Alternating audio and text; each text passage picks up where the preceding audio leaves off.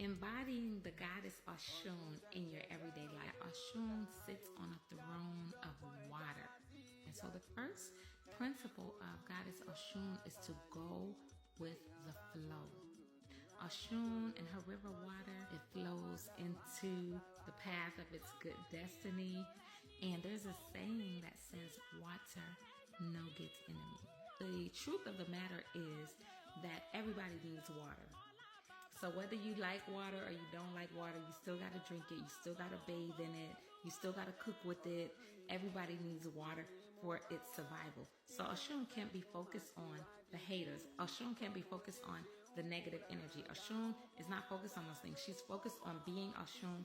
She's focused on being the water. She's focused on being the provider and what she came to do for her destiny on this earth, which is to bring fertility to barren spaces. The river has boundaries, right? So it flows in the directions that it wants to go to for its survival and its well-being. One of the stories of Osun from our Orisha spirituality in one Odu that's called Osetura, it talks about how Osun was the first woman to come to the earth, and she came with 16 other men, and these men and this woman were Orisha, or what we call Arumale.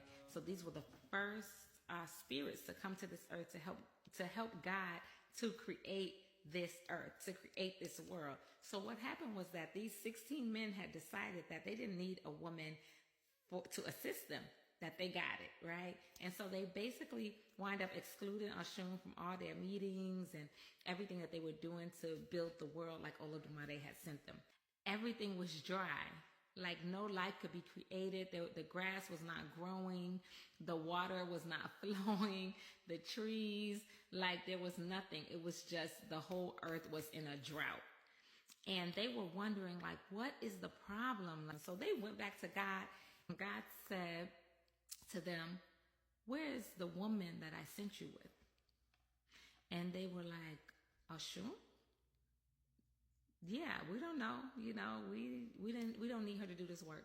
And God said this, she's important, that if you don't include her in this work and in building this world, nothing will be successful that you lay your hands to.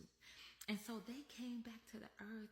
And so they greeted Osun and they apologized and they asked Osun to forgive them for not including her in their meetings. And, you know, in the meantime, Osun was cool. She was like, okay, you don't need me. Let me just go and flow over here.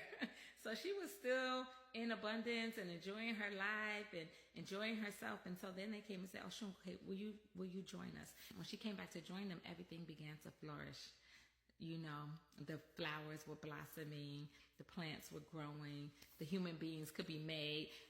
The water was on the earth again, because you can't have even human existence without the water that's in the body and the water that is on this planet.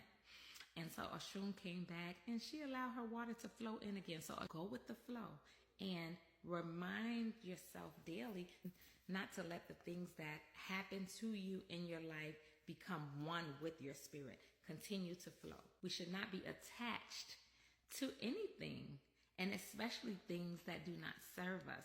And so if we embody the energy of the goddess Osun, we will remember what is going to serve our good destiny in this life. And once we know that, then we begin to flow in those directions. And things that try to block that, we have to be willing to know our energy enough and to value our energy enough to move ourselves from situations that are not in alignment with our destiny, and to move ourselves into situations that are in alignment, and to flow where there's value, and to flow in other areas that is away from things that devalue us, right? So the remembrance is that just like Osun is a goddess, we are goddesses on this earth, and we have spirit within us. We're born with spirit. We're born with our own personal temple and shrine and purpose and divinity in this life.